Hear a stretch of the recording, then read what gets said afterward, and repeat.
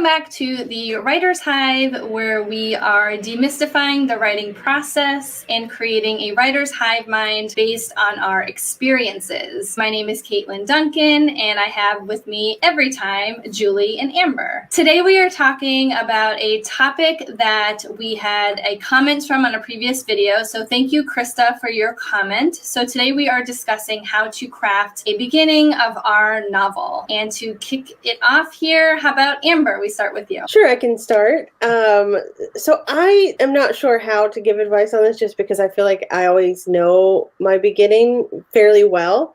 It's the middle that I struggle with. So I feel it's funny that everybody has their different struggles, but I feel like when I start to think about a book that I'm going to write and how to open it, how to begin it, I kind of think about the genre that I'm writing and other books by other authors that I enjoy and kind of see how they open their books. And not just like to copy it, but to say like, what drew me in the first 50 pages of this book? Like what part of it? Was it the characters? Was it the action? And just kind of think about how that would fit your story and try to pull that in. So if you really enjoyed, I really like this banter in that way. And besides, beginnings can always change. You can always change it. Once you get to the end, if it doesn't work, go back and you can change it. So yeah, don't stress too hard. Yeah. Definitely changing it after writing through. I know that when I end a book, the beginning always changes. Maybe not necessarily the first scene, but we'll go into that in a minute. How about you, Julie? I think kind of similarly, in one of my master classes, and forgive me because I don't remember the instructor, they mentioned that not only do they take their whole book through like multiple rounds of writing and drafting, but they also rework their beginning quite frequently. So I like to start all of my chapters on like a hook. You know, they tell you to have a hook, have something that draws the reader in from the beginning. And I do try to do that, not just with my first chapter, but with all of my chapters. But one of the things that they said that stuck with me was that normally when you start to write a beginning, you'll realize later in editing that you can get rid of like the first 3 or 4 paragraphs and jump right into the heart of it, that you start to like set the scene a little bit too much and you can jump right into the action. And I found that applies not just to the first chapter, but to almost all chapters, where you can really start it a lot stronger, grip the reader from the beginning of the first chapter so that they can't stop, so that each chapter becomes that page turner, that cliffhanger. And so I like to try to craft, whether it's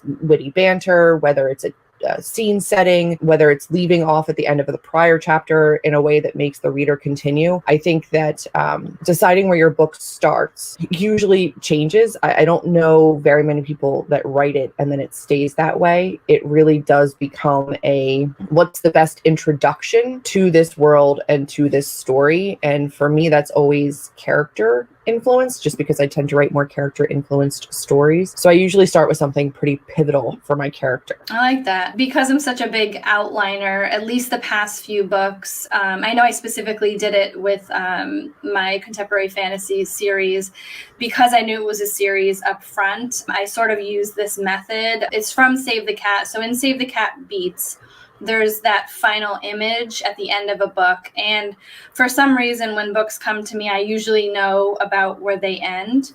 So I usually take that image and I try to put it at the beginning of the book when I can, because I know if I don't have a good beginning right away, even if I know it's changing, I'll be able to really start with the book. So I do look at that final image and I try to change it in some way to show where the character would start the book or start the journey. And I envision just a way to change that up in the very beginning, and then sort of go throughout the book and then make sure it ends there.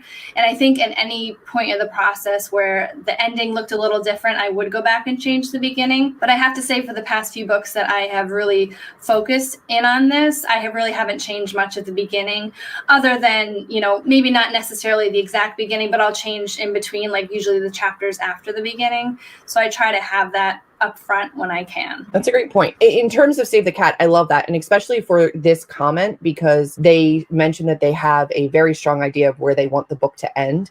So in terms of Save the Cat and just kind of like defining what they mean by a mirror image or a closing image, at least in terms of Save the Cat, they want it to be something that reflects the opposite. So at the end, they either have or don't have whatever they had or didn't have at the beginning. So if your character is alone and sad, if it's a romance and they're alone and they're sad and they're they're feeling like a disconnect, or they feel like they're kind of floating without a tether.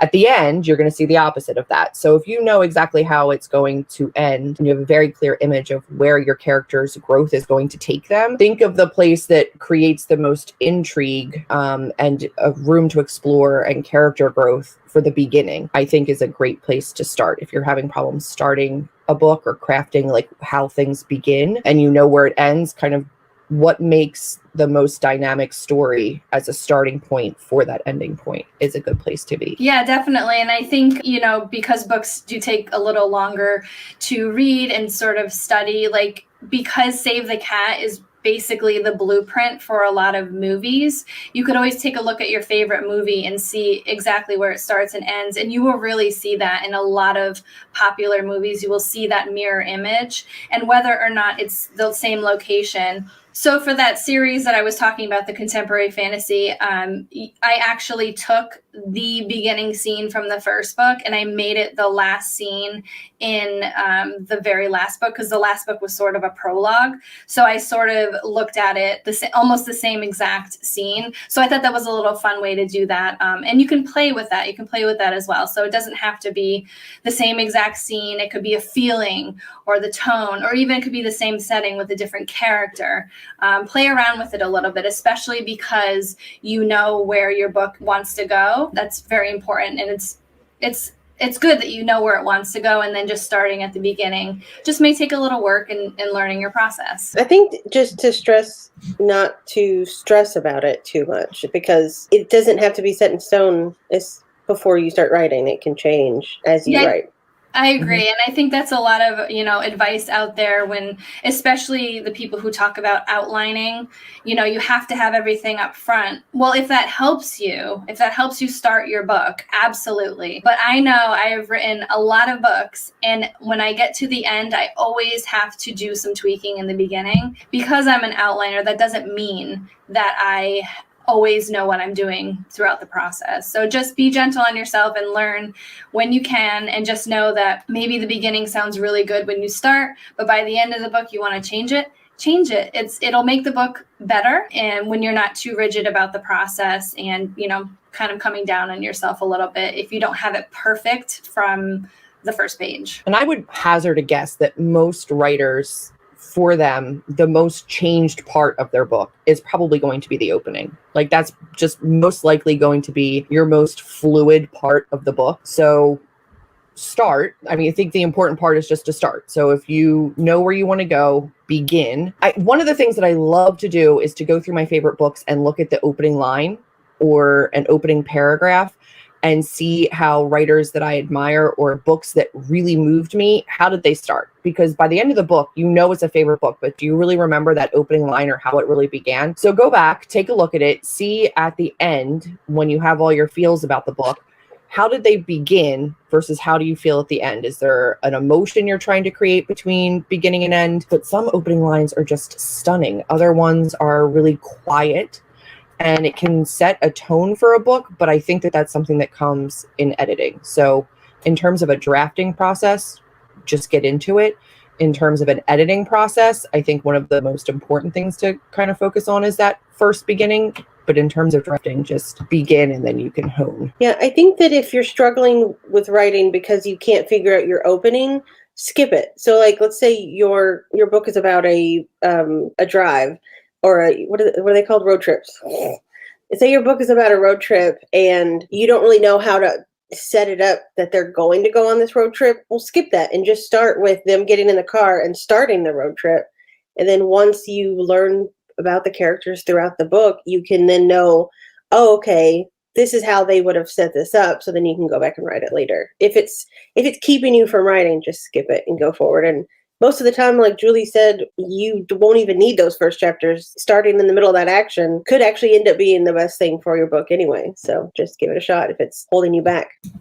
Yeah, that's great, Amber. That triggered something for me, because I do have a video on my channel about reverse outlining, and that's something that I usually do when I get stuck. I went to a workshop, and all we talked about was reverse outlining, and we actually reverse outlined an entire book in that workshop. So basically we took the end piece, which it seems, from this comment that Krista has the end, but she needs to know where to start in the beginning. So starting at that end point, or even the midpoint, or somewhere that that's like early on in the story, and bring yourself back. So say they're at a diner. Well, how did they get there? What was the purpose of going to the diner? And just keep going back until you get to that beginning part you really like and you really think is good for the story. It starts off the story really well. So that could be another tool that you could use for creating a beginning. Hopefully that was some advice that resonated with you, that works for you. Yeah, and do let us know in the comments if you have any other questions about crafting beginnings, or you're having trouble. We'd be happy to chat with you further in the comments. And if you enjoyed this video, do give it a like. Hit that subscribe button and the little notification bell next to it so you know the next time I upload, and we'll see you next time. Bye.